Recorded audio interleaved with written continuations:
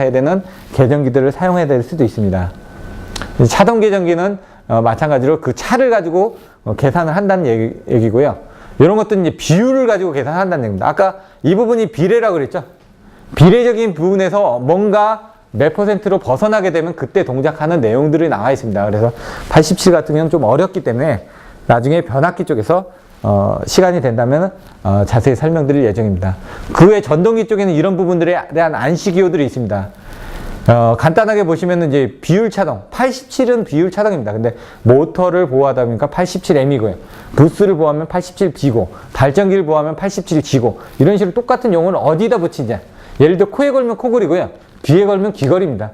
피어싱을 어디다 하느냐에 따라 불러주는 내용이 틀려진다는 얘기이기 때문에 요 하나만 알면 나머지 것들도 응용을 하실 수가 있습니다. 그래서 OCR 같은 경우는 51, 48 같은 경우는 기동시간 빈도 추가, 51에라는 로크드 로터, 모터가 기동하고 난 다음에 로터가 잠기는 현상. 그 외 나머지 51G, G자가 붙으면은, G나 Z가 붙으면 이제 지락에 관련된 부분이 나옵니다. 그래서 OCR은 오버커런트 릴레이, 과전류 계정기라고 설명을 하고 있고요. OC젤은 오버커런트 그라운드 릴레이가 이제 지락 과전류 계정기라고 얘기를 합니다. 그래서 G나 Z가 보면 그라운드 또는 제로 시퀀스 해가지고 지락 부분을 의미한다라고 여러분들 이해하셔도 됩니다. 그래서 일반적으로 PT가 있다. 그럼 포텐셜 트랜스포머, 이건 PT고요. GPT는 영상 변압기가 됩니다. 영상자가 들어가고요. 그 외 나머지 기능들이 있는데 이런 것들은 생략을 하도록 하겠습니다. 발전 설비에 대한 보호 방식, 이와 같이 복잡해집니다. 예를 들어 여러분들이 발전기가 어떻게 되는지 어떻게 합니까? 자동차 안에 그 구조 안에 사행정이 어떻게 되는지 여러분들이 자세히 아시나요? 하지만 그걸 몰라도 보호하는 부분에 대해서는 아셔야 된다는 얘기죠. 그래서 보호계정기가 힘든 부분들이 각각의 설비별로 어떻게 구성이 되어 있고 그걸 보호하기 위해서는 어떤 부분들이 필요한 건지를 정확하게 이해를 해 주셔야지만 됩니다. 얘 같은 경우는 전기자에 대한 단락 지락, 그 다음에 계좌에 대한 지락 상실, 계좌에 대한 과여자 보호, 그 다음에 뭐 여러 가지 단락 후비 보호, 역전력, 거리계정기, 주파수, 이런 전압 보호, 이런 부분에 대한 것들이 다양하게 나와 있는데 이런 부분들을 이해하시기는 참 어렵습니다. 그래서 그런 부분들은 나중에 시간이 되면 설명드릴 거고요. 이런 것들이 뭘 의미하는지 나중에 이제 교육 시간에 설명을 드릴 예정입니다. 발전 설비도 마찬가지로 비율 차동은 내부적인 사고를 보호하는 부분이기 때문에 비율이 어떻게 동작하는지 이런 내용들을 설명드리고 있습니다. 고장전류 계산 예제입니다. 실제로 사고가 나면은 얼마만큼의 사고 전류가 흐르고 그 사고 전류에서 얼마만큼 빨리 떨어뜨려지지만 여러분들이 문제가 생기지 않는지 그런 것들을 얘기하는 겁니다.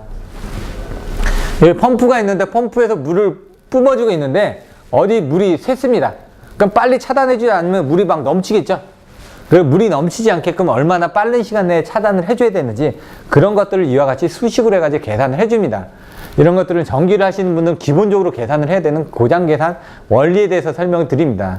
그래서 IS는 퍼센트 임피던스 분의 100IN이라는 공식을 가지고 계산을 하는데 여러분들이 이런 부분들은 기본적으로 알고 계실 거라고 생각을 하고요. 나중에 잘 모르신다면 교육을 통해서 복습을 하실 수 있을 거라고 생각이 됩니다. 그 외에 이제 한전에서 정하는 내용들인데 이런 것들이 왜 나왔는지에 대해서는 명확한 기준들이 나와 있지는 않습니다. 하지만 정해져 있는 부분은 사고가 났을 때 그 사고를 빨리 차단하고 그 기기가 계속 사용할 수 있는 그 범위 내에서 세팅을 하고 있다는 얘기입니다. 왜? 자동차도 전복이 되지 않으려면 어느 정도 속도 이상으로 달리지 못하게끔 하고 있고요. 그 다음에 거기에 관련된 각종 기기들이 안전에 관련돼서 나와 있습니다. 그래서 뭐 39km 이상 부딪히면 에어백이 떠지죠. 근데 그것도 제대로 부딪혀야지만 터집니다. 센서가 제대로 안 부딪히면 안 되니까 이런 것들도 마찬가지로 거기에 적정한 압력과 시간이 흘러주었을 때 동작하게끔 돼 있다는 얘기입니다. 그래서 오동작을 방지하기 위한 그런 내용들이 나와 있습니다. 그래서 그런 것들을 각각의 기기들이 있습니다. 그 기기들에 대한 특성들을 적절하게 보호를 하기 위해서 그 보호 요소별로 이제 안시 넘버라고 이제 조금 이따 설명드리겠지만 그 안시 넘버별로 정확하게 이해를 하고 그것들을 제품을 선정을 해주시면 됩니다. 모터는 모터에 맞는 보호 방식, 돌입 전류, 기동 전류, 전격 전류에 동작하지 않게끔 세팅을 해주시면 되고요. 이와 같이 그때는 뭐 퓨즈라든가 아니면 이런 것들을 차단기를 쓸지 VCS를 쓸지 그거에 따라서 적용되는 요소들이 틀려지기 때문에 그런 것들을 맞춰주셔야 되고요. 그 다음에 이쪽에서는 저압에서는 ACB가 동작하니까 ACB하고 MCCB에 대한 보호협조 등을 또 보셔야 되고요. 그러니까 용량이 맞지 않으면 안 된다는 얘기입니다. 여기 400A 써놓고 여기 630A 써놓으면 400A짜리가 먼저 떨어지겠죠. 그래서 그런 것들을 적절하게 제품을 선정을 해 주셔야 된다는 얘기입니다. 그래서 사고가 났을 때 어느 정도 한정적인 시간 이내에 빨리 동작할 수 있게끔 보호계정기를 선정을 해주는데 이런 부분이 한시가 됩니다. 근데 이게 반한시가 되겠죠. 반비례니까. 그리고 여기 부분이 순시가 됩니다. 빨리 떨어지니까. 여기 부분을 제가 그림을 그리지는 않았지만 여기 사고 전류가 흘렀을 때 여기에 타켓에 딱 부딪히는 순간 그 시간에 동작을 한다는 얘기입니다.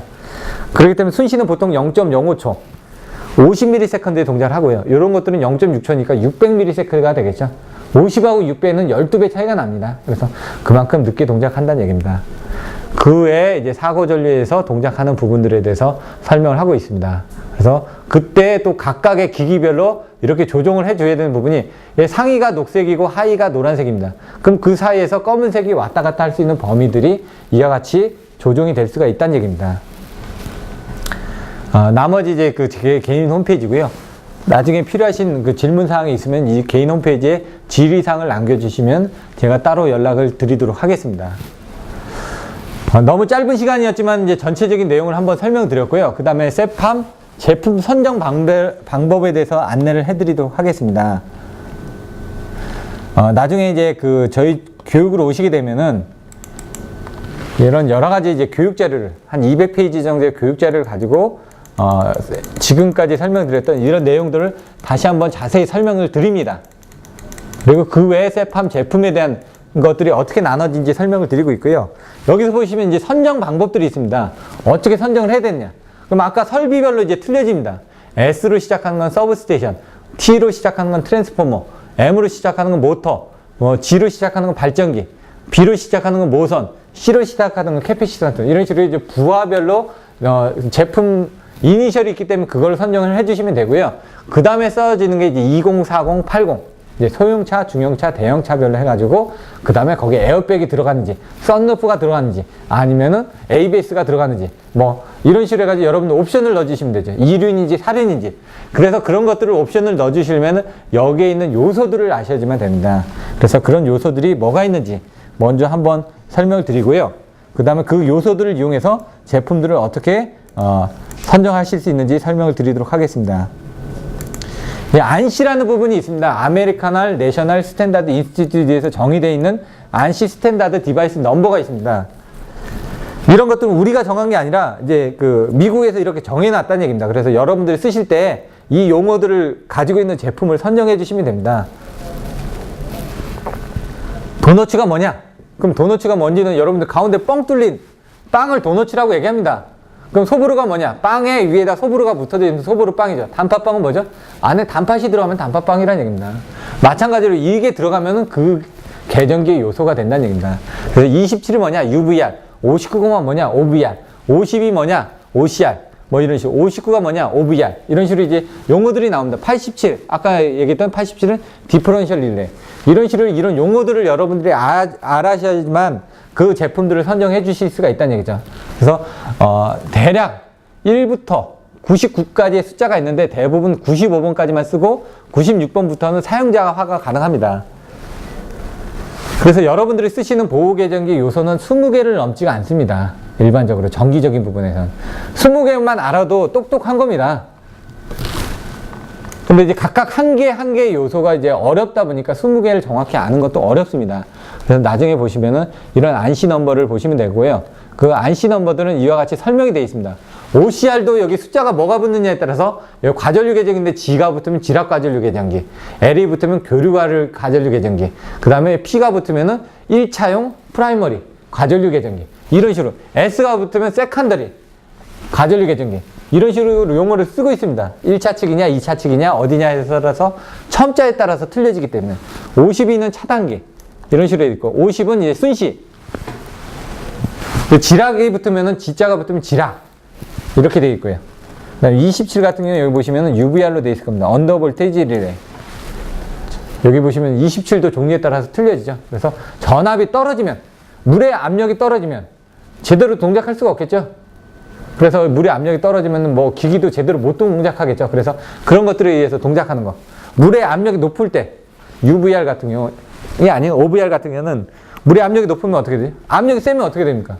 세차장에서 문제가 생기겠죠. 적절한 압력으로 해줘야지. 안 그러면 압력이 너무 세면은 플라스틱 같은 건 깨질 수가 있습니다. 블레이드 같은 경우. 그래서 그런 것들을 적정하게 조정을 해주셔야 되기 때문에 OVR에서는 동작을 해줘야 되고요.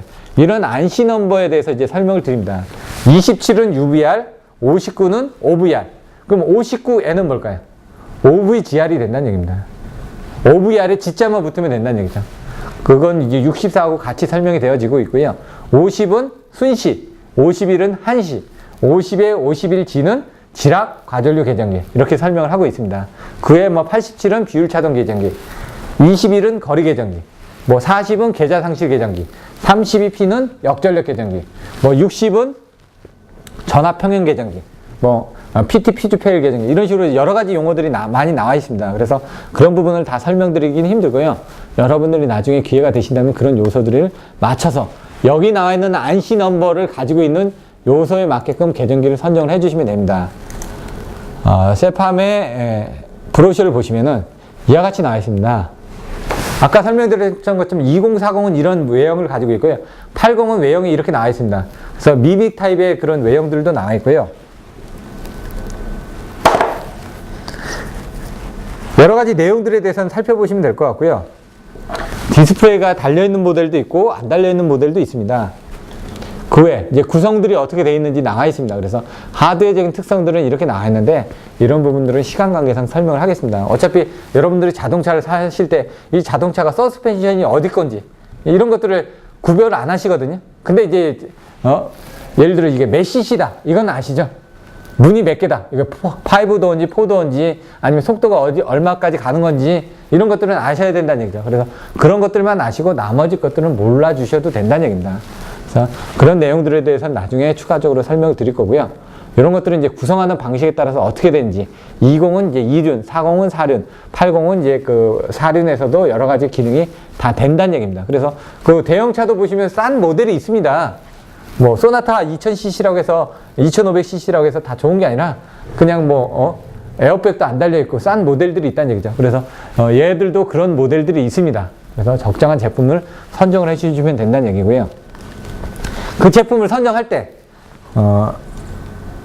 여기 이런 용어가 있습니다. 프로텍션이 뭔데 안시 코드는 뭐다. 그런 것들을 이 제품에서는 이렇게 지원을 해준다. 그러면 이제 여러분들이 단선도 도면을 보면은 그 안에 이런 요소들을 쓰라고 나와 있습니다. 그럼 그 요소들을 만족하는 그 제품군들을 선정을 해주시면 된다는 얘기입니다. 그래서 이 부분을 적당하게 맞춰주는 부분을 선정해 주시면 되고요. 여기 나와 있는 숫자는 뭐냐? 그 기능을 몇 개까지 지원해 줄 수 있느냐는 얘기입니다. 4자는 그 기능을 4개까지 지원해 준다. 1은 그 기능을 하나만 지원해 준다. 그래서 UVR 같은 건 하나 정도만 있으면 되고요. OCR 같은 건 2개 정도만 있으면 됩니다. 그래서 여러분들이 쓰실 수 있는 그런 모델들은 거의 제공이 됩니다. 만약 여기서 제공이 안 된다 그러면은 이 뒤에 모델을 가시면 됩니다. 여기는 4개죠. 이 모델로 가면 이제 8개가 나옵니다. 이제 이 다음 모델을 가시면은. 그래서 그 요소별로 이제 지원해주는 모델들이 틀리기 때문에 2개, 4개, 8개로 보셔도 됩니다. 20은 2개. 그냥 쉽게 생각하시면은 20이 4개긴 한데 여러분들 그냥 쉽게 생각하실 때는 20은 2개 정도 지원이 되고 40은 4개 정도가 지원이 되고 80은 8개 정도가 지원이 된다. 이렇게 이해를 하셔도 크게 상관은 없습니다. 40은 4개, 80을 한번 볼까요? 80은 8개. 이 정도 돼 있기 때문에 그렇게 이해를 하셔도 상관없습니다. 그 다음에 연결하다 보면 여러 가지 통신 모듈이라든가 여러 가지 모듈들이 붙습니다. 그래서 이런 것들은 이제 제품을 선정하다 보면 나오는 내용들이기 때문에 이런 것들은 나중에 추가적으로 또 설명을 드리도록 하겠습니다. 이제 기본적인 이제 제품 선정 방법들에 대해서도 안내를 해드렸고요. 이런 부분에 대해서는 나중에 이 교육안에 이렇게 설명을 합니다. 제품들이 어떻게 구성이 돼야 되고 보시면은 이게 제품 선정 방법이고요. 거기 하드웨어가 뭐가 달릴 수가 있고, 예? 이 뒤에 보시면 그 하드웨어가 접속되는 지점이 뭘 의미하는지, A는 뭐고, E는 뭐고, C는 뭐고, D는 뭐고, 이런 설명들을 자세히 해드리고 있습니다. 그리고 거기에 어떤 모델들이 연결될 수 있는지, 여기에는 이런 모델들이 연결되어 있고, 여기는 이런 모델들을, 또 VT 같은 어떤 식으로 커넥션을 해야 되는지, 각각의 모델별로 어디다 어떤 식으로 연결해야 되는지 이런 내용들에 대해서 설명을 하고 있습니다. 나중에 이런 것들은 관련 매뉴얼을 보시면 될 것 같고요. 그다음 쭉 제품들을 어떻게 적용하면 되는지, 또 전면부에서 디스플레이 조작하는 방법들. 여러분들이 자동차를 운전하실 때 어떻게 보면 디스플레이에서 뭘 의미하는지 아셔야 되겠죠. 그래서 그런 것들을 다 한글로 이렇게 설명을 해드리고 있습니다. 쭉. 요거는 이제 각각의 보호 요소에 대한 기능적인 부분입니다. 그래서 왜 이런 기능이 필요하고 어떤 역할을 해주는지 이런 내용들을 설명을 쭉 해드립니다.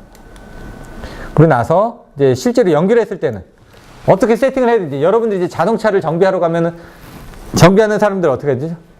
자동차 타이어 압력이 어떻게 되는지 공기압을 측정을 해봅니다. 그리고 연료 게이지가 얼마나 들어간지 엔진 오일을 꺼내가지고 안에를 봅니다.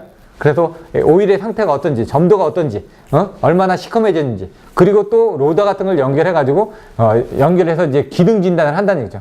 각각의 안에 있는 CPU들이 얼마만큼 제대로 동작하고 있는지, 마찬가지로 보호 계정기도 그런 것들을 연결해가지고 다양한 값들을 보실 수 있게끔 되어 있습니다.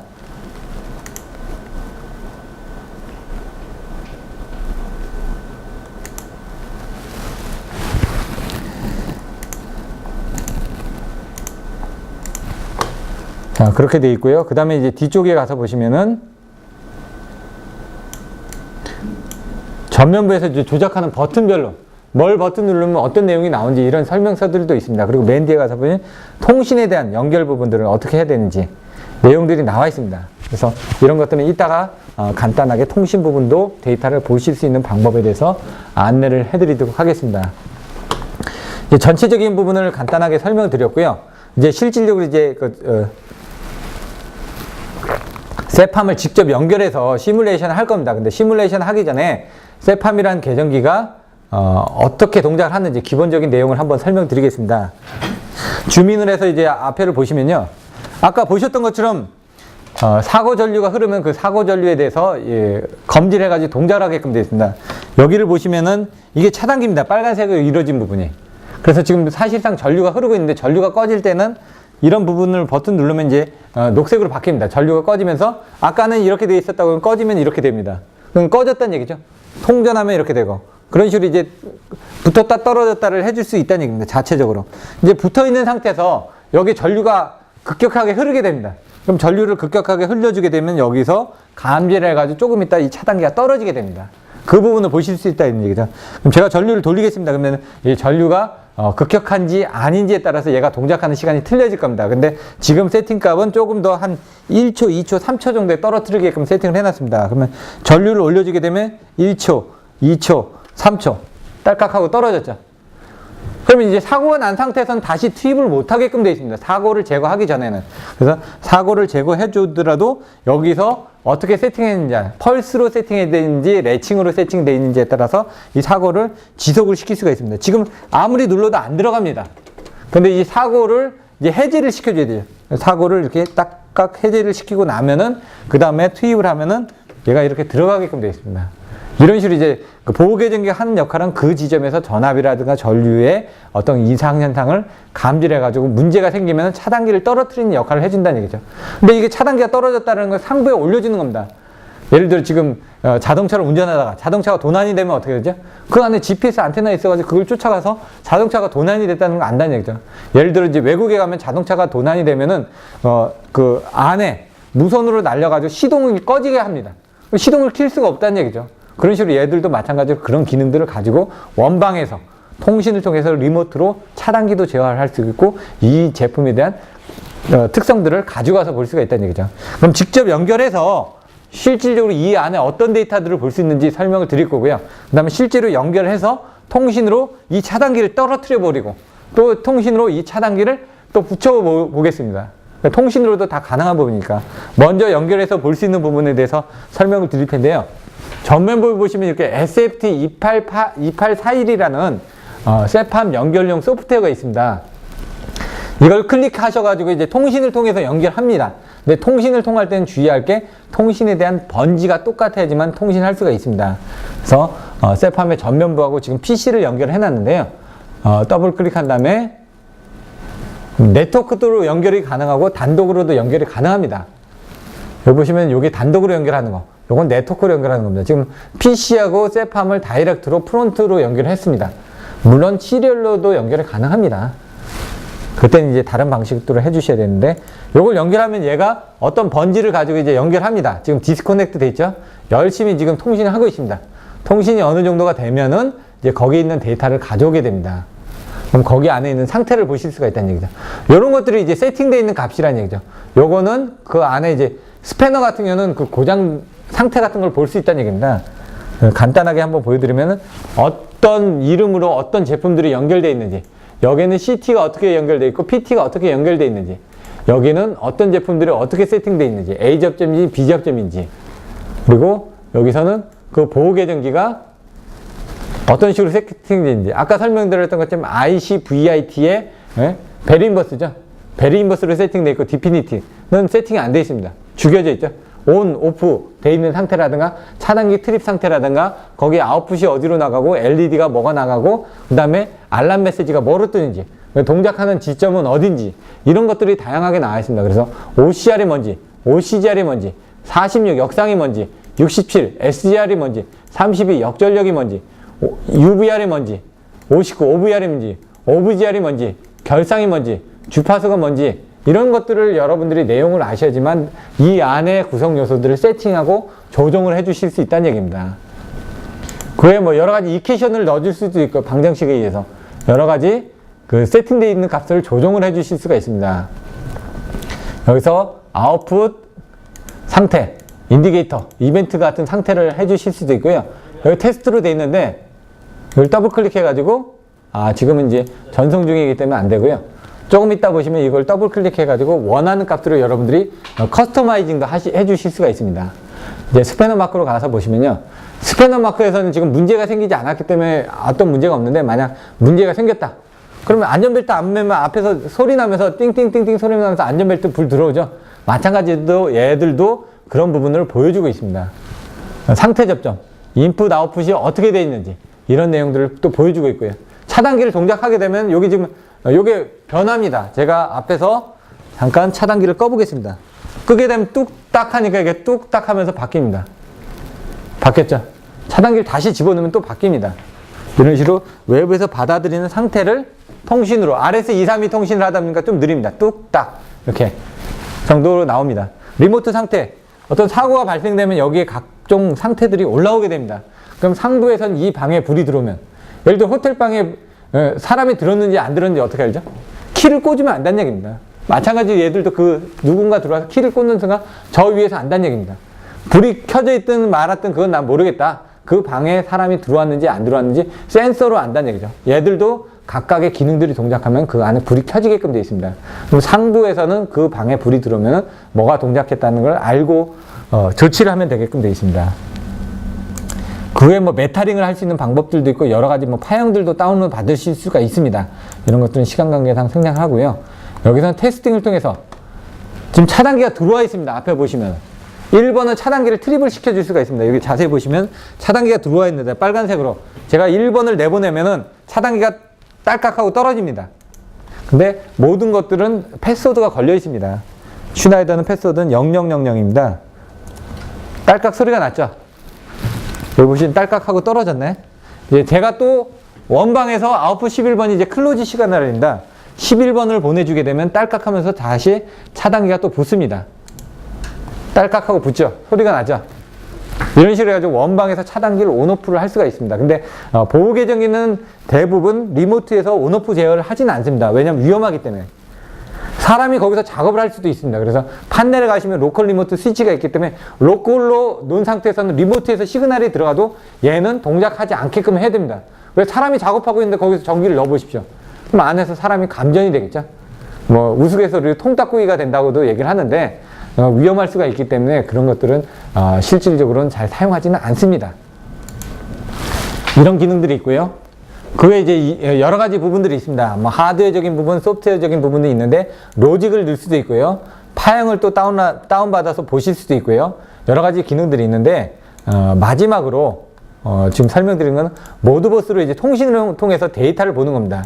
아까 여기서는 전류로서 데이터 값을 다 보실 수가 있습니다. 예를 들어 다시 한번 연결해서 얘에 대한 전류치를 한번 올려보겠습니다. 그러면 여기서 앞에서 읽혀지는 전류치하고 화면상에서 보시는 전류치하고 제가 조금 이따 또 통신을 통해서 보는 전류치하고 같은 부분을 보실 수가 있는데요.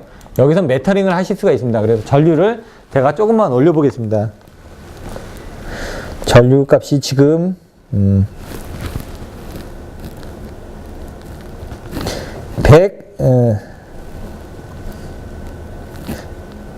203A, 204A가 나옵니다. 맞나요? 204A가 나오고 있죠? 여기 보시면은 204. 앞에 전면부에도 204가 나옵니다. 그럼 이제 여러분들이 이거는 이제 그 세팜에 대한 전용 프로그램을 읽었을 때 204A가 나온 거고요. 여러분들 일반적으로 알고 계신 모드버스 통신통에서 그러니까 아무거나 케이블을 가져가서 여러분들이 연결하는 거죠. 그러니까 예를 들어 컴퓨터가 고장이 났다 그러면 컴퓨터 연결할 때 어떻게 합니까? 뭔가 연결해서 그냥 보죠. 그런 보는 프로그램을 통해서 한번 봤을 때도 204A가 더 되는지를 보실 수가 있는데 그러려면은 이제 그 번지가 뭔지 아까 제가 설명드렸던 그 각각의 번지가 뭔지를 아셔야지만 됩니다. 그래서 주소를 이렇게 만들어 놨습니다. 세팜 40 같은 경우는 전류값이 16진스로 되어 있는데 물론 이제 16진스, 32진스 이런 부분들인데 개방에 275번지에 0.1A 스케일로 전류를 올려 보내주고 있다는 얘기입니다. 그럼 받아들인 값에 0.1을 곱해줘야지만 그게 실제 값이라는 얘기입니다. 앞에서 보셨던 값이 얼마냐면 지금 204 정도가 나왔으니까 여기는 2040 정도가 데이터가 들어올 겁니다. 2044가 들어오든 2043이 들어오든지. 왜? 곱하기 0.1 하면 204A니까. 네? 그래서 그 번지를 읽어드릴 겁니다. 그래서 프로그램상에 276번지부터 읽어드려야 되는데 제가 모드버스 풀이라는 프로그램을 통해서 한번 데이터를 읽어보겠습니다. 모드버스 4를 연결하고요. 여기서 연결할 때 어디로 연결할 건지. 지금 얘는 이제 통신을 통해야 되니까 같은 번지를 읽어줘야 됩니다. 얘는 지금 3번지로 선택이 되어 있습니다. 그래서 3번지로 바꿔주고요. 그 다음에 어드레스는 아까 276번지부터 한 6개만 읽어보겠습니다. 6개만 읽어드리겠다. 왜냐면 이걸 잘못 읽어드리면 이제 통신이 안 돼가지고 데이터를 못 읽어드리는 경우가 있습니다. 그래서 정확한 부분을 읽어주시고요. 그 다음에 여기서 세팅은 했고 이제 커넥트를 합니다. 실제로 연결하면은 이제 어느 번지로 또 통하는 건지, 통신은 속도는 얼마를 할 건지, 이런 것들. 통신 속도가 틀리면 아무하고 똑같습니다. 예를 들어 여러분들 모르스 부호를 틀 때 땅땅 따다당 땅땅 하면은 그 수치가 뭔지 여러분들이 아셔야 되겠죠. 여기서도 마찬가지로 그런 속도라든가 그런 리듬감이라든가 아니면 끊어지는 그 부분을 정확하게 알고 계셔야지만 읽어드리고 그게 어디로 들어오는지 아셔야 된다는 얘기죠. 그래서 포트 6번지로 지금 연결이 되어 있고요.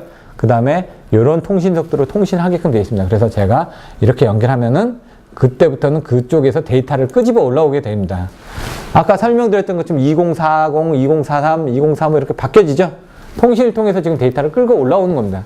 그러면 이제 스케일이 0.1A이기 때문에 그 곱하기 0.1 값을 이제 원방에서 읽어드리시면 됩니다. 그래서 여러분들이 보시는 통신이라는 건 사실 0과 1의 조합이 왔다 갔다 합니다. 모르스 부호 보내는 것처럼 여러분들도 유선통화, 영상통화 이런 것들이 다 다양한 방식으로 하기 때문에 그 각각에 맞는 방식대로 여러분들이 변환을 해 주셔야지만 그 값을 읽어드리실 수가 있습니다. 전체적으로 해가지고 제가 내용들은 설명을 드렸고요. 다시 한번 이제 정리를 한번 해드려 보겠습니다. 지금까지 배웠던 내용들을. 1시간이 넘게 설명드렸습니다. 전체적으로 이제 저희 쪽에서 조직들이 나와 있습니다. 뭐 세일즈하고 마케팅하고 AS 조직들이 있는데 이런 것들이 납품이 되는 구성들이 좀 틀려집니다. 일반적으로 어떻게 되냐면은 고객이 있습니다. 엔드유저. 고객은 무슨 제품을 사고 싶어 하는데 어떤 사람을 컨택을 해야 될지 모릅니다. 그래서 슈나이더를 다이렉트로 컨택을 하고 싶어 합니다. 근데 슈나이더는 물건을 다이렉트로 못 판다는 얘기죠. 대리점을 끼거나 시스템 인테그레이터를 끼거나 이렇게 한다는 얘기죠. 또는 판넬 빌더를 끼거나 판넬에다가 이걸 집어넣으니까. 그러면 엔드유저는 우리한테 물건을 바로 사는 게 아니라 판넬지에 사니까 판넬 빌더를 통해서 슈나이더 일렉트릭 코리아한테 물건을 사서 납품하는 경우도 있고요. 아니면 엔드유저가 사급을 해가지고 이렇게 사급을 해서 넣는 경우도 있고요. 대리점에서 이렇게 공급을 하는 경우도 있다는 얘기죠. 엔드유저가 저희한테 이렇게 다이렉트로 컨택 할 때는 처음에 영업할 때 이런 제품이 필요한데 업체를 소개를 해주세요. 그러면 가까운 지점이 어디입니까? 가까운 지점이 누굽니까? 그러면 저희는 이쪽 대리점을 연결해 주거나 시스템 인테그를 연결해 줘서 요 업체들이 고객하고 컨택을 하고 그 다음에 우리는 이 부분을 서포트하는 구조로 되어 있습니다. 그러다 보니까 고객이 저는 이제 혼자입니다. 혼자고 너무 많은 고객들이 저한테 연락하면은 제가 무슨 내용인지 모릅니다. 예를 들어 자동차를 샀는데 문제가 있다고 합니다. 그러면 그건 무슨 자동차죠? 몇 년도산이죠? 이런 식으로 물어봐야 됩니다. 그럼 거기에 어떤 옵션이 들어있죠? 지금 현재 어떻게 사용하고 계시나요? 이런 식으로. 제가 이제 내용을 모르기 때문에 정확하게 답변을 못 드리는 경우가 많습니다. 일반적인 내용들에 대해서는 설명을 드릴 수는 있지만은 현재 여러분들은 모든 걸 슈나이더에서 샀으니까 슈나이더에서 내용을 알 거라고 생각하는데 예를 들어 현대자동차에서 자동차를 샀습니다. 그 사람이 어디에 무엇을 샀는지 저희는 모른다는 얘기죠. 연구소에 있는 사람들은. 영업소에 있는 사람이 누구, 아무 개가 언제 어떤 제품을 샀고 거기에 옵션을 뭘 달았는지 이런 걸 잘 아니까 그쪽을 통해서 먼저 컨택을 하시는 게 일반적으로 조치를 받으시는데 가장 빠른 부분의 조치를 받으실 수가 있습니다. 그리고 필요하면은 이쪽에서 저희한테 연락을 하겠죠. 그러면 이제 대리점에서 이 슈나이더에 아까 얘기했던 세일즈인지 마케팅인지 AS인지 기술 지원이든지 아니면 여러 가지 글로벌이든지 여러 가지 센터 쪽에 연락을 받아가지고 적절한 사람들을 보내주실 수가 있습니다. 만약 그렇지 않고 다른 사람을 연결하시게 되면 저희는 그 담당이 누군지이기 때문에 계속 전화를 돌려드릴 수밖에 없습니다. 그래서 그런 부분이 좀 아쉬운 부분이 될 수가 있기 때문에 정확한 영업사원을 컨택하시는 게 여러분 업무의 가장 편한 장점임을 먼저 설명을 드립니다. 아카데미 과정이 있습니다. 대리점은 무료입니다. 그렇기 때문에 여러분들 시간이 되신다면 참석을 하시고요. 한 번 들어서 모르면은 여러 번 들으십시오. 공자가 얘기를 했습니다. 100문이 불여일견이다. 100번 들으면 알 수 있다는 얘기입니다, 지금. 그러니까 여러분 100번 들으면 압니다. 지금 한 번 듣고 모르겠다. 당연합니다. 왜? 전공이 아니니까. 저도 이거를 알기까지 100일, 1000일 이상을 공부를 했기 때문에 이게 지금 당연히 그게 그럴 것이다 아는 거지. 사람이 계속 어떻게 되죠? 김정일 체제 같은 경우 지금 북한에서 이렇다 막 얘기하니까 그 사람들은 그거에 세뇌당하 있다는 얘기죠. 예를 들어 지금 뭐 납치를 하죠. 납치를 하면은 그 납치당한 사람들이 납치범한테 동화가 됩니다. 계속 얘기를 듣다 보니까. 그것처럼 여러분도 이 내용에 대해서 모르는 게 당연하시고요. 모르면 물어보시면 됩니다. 누구한테? 저희나 세일즈맨한테. 그래서 보호계정기 기본 원리를 설명드렸습니다. 이것이 무엇에 쓰는 물건이고 일단 아셔야죠. 보호계정기가 어디에 쓰는 물건인지 아셔야지만 여러분들이 그거를 적절하게 활용할 수 있는 방법을 아시기 때문에 지금 내용을 잘 이해가 안 되신다 그러면 다시 한번 동영상을 읽어보시고 그 다음에 들어보시고 또 안 되면은 다른 동영상 또 안 되면 오프라인으로 참석해가지고 여러분들이 궁금해하는 것들을 계속 물어보시다 보면 그 부분에 대해서 이해되실 부분이 생깁니다. 기본적인 내용을 아셔야지만 일단 물어보실 수가 있습니다. 자동차가 고장이 났는데 이게 지금 어디가 고장 났는지 설명을 해 주셔야죠. 그래야지 저희가 알아들을 수가 있거든요. 타이어가 빵꾸가 났는데 그러면 빵꾸가 났으면 그 자리에서 가셔야 됩니다. 근데 저희가 그 타이어를 가는 방법에 대해서 설명드리기가 좀 힘듭니다. 왜냐면 그런 것들은 기계적인 부분이니까 가서 보여드리면 되는데 그리고 그와 같이 쉽게 설명드릴 수 있는 부분도 있고 알람 메시지가 떴습니다. 그거 지금 문제가 없으니까 가까운 카센터에 가서 문의하시면 금방 조치를 받을 수 있습니다. 이렇게 설명을 드릴 수는 있는데 만약 중고장 같은 경우는 그거는 AS 센터를 부르십시오. 아니면 레카차를 부르십시오. 이렇게 갈 수밖에 없다는 얘기입니다. 그래서 그런 부분도 있다는 거 알고 계시면 될 것 같고요. 제품 선정하는 방법입니다. 선정하는 방법이 좀 어렵습니다. 근데 아까처럼 어떤 안시 부분을 가지고 설명하실지 정확하게 보시고 정 안 되면 도면을 보내주십시오. 도면을 보내주시고 거기에 맞는 제품을 선정해 주십시오. 이렇게 얘기를 한다면 된다는 얘기죠. 고객이 원하는 건 이건데 내가 어떤 제품을 선정해야 될지 잘 모르겠습니다. 그럼 고객이 원하는 시방서를 보내주시면 저희가 시방서를 보고 거기에 맞는 제품을 선정해서 안내를 해드리고 거기에 맞는 금액을 선정해서 또 견적을 내드립니다. 그게 바로 세일즈가 해야 될 일이라는 얘기죠. 세일즈는 뭐죠? 고객이 원하면 달려가야 됩니다. 달려가서 원하는 제품을 선정해주고 거기에 대한 편의사항을 안내해줄 의무가 있다는 얘기입니다. 제가 달려가지는 못하지만 달려가는 부분 세일즈맨이 달려가고요. 저는 이제 본사에서 거기에 관련된 내용들을 안내를 해드릴 수가 있습니다. 시뮬레이션 하는 부분을 설명드렸습니다. 이런 부분이 조금 어렵지만은 여러분들이 나중에 실습 시간에 오셔가지고는 직접 시뮬레이션을 해가면서 여러분들이 그 원리를 이해하실 수 있게끔 진행할 예정입니다. 그 외 하드웨어, 소프트웨어, 통신, 어드레스 맥 같은 건 어렵습니다. 자동차가 구조가 어떻게 되는지 알면은 좋겠죠. 근데 그런 부분은 어렵다는 얘기죠. 자동차를 정비할 때 어떤 소프트웨어를 통해서 어떻게 정비를 하는지 알면 좋겠죠. 어렵다는 얘기입니다. 자동차를 통신할 때 어떻게 해야 되는지, 핸드폰 여러분들이 하면서 핸드폰이 통신이 어떻게 되는지 아십니까? 그냥 사용만 하면 되죠. 그래서 여러분들이 이런 부분들은 어렵고 이 시뮬레이션 단계에서 어떤 식으로 사용만 하면 되는지 이런 내용들을 습득해 가시면 될 것 같습니다. 이렇게 3일차 교육이 제공이 되어 있습니다. 나중에 참조를 해서 보시고요. 지금까지 이제 교육했던 내용들은 대략 한 25가지의 문제로 해서 여러분들한테 시험 문제를 내도록 되어 있습니다. 지금 사실 이제 25문제 내는 것 자체가 저한테도 어렵습니다. 왜냐면 저도 이 안에 있는 내용을 다 모르기 때문에 여러분들이 이해하실 만한 수준에서 25문제를 내보고요. 여러분들이 그걸 틀리더라도 이제 모르는 내용이 아니니까 계속 반복을 하시다 보면은 이런 부분들이 중요한 문제로 부각이 되고 있구나라는 걸 이해하시고 나중에 그 부분에 대해서 중점적으로 공부를 하시다 보면 보호계정기에 대한 일반적인 부분은 아실 수 있을 거라고 생각이 됩니다. 대략 지금 한 50분 정도 많은 시간 동안 이제 교육을 해드렸습니다. 1시간 지금 한 20분 정도 되는 것 같은데요. 동영상으로 듣기 좀 힘드셨겠지만 좋은 경험이라고 생각이 됐으리라 생각이 되고요. 추후에 모르시는 부분이 있으면 아까 설명드렸던 www.김세용.com이나 아니면 여기 나와 있는 웹사이트로 질의를 하시거나 아니면 1588-2630으로 전화를 하시면은 관련 담당자의 연락처를 받아서 문의를 하시면 될 것 같습니다. 이상으로 보호계정기에 대한 교육을 마치도록 하겠습니다. 수고하셨습니다.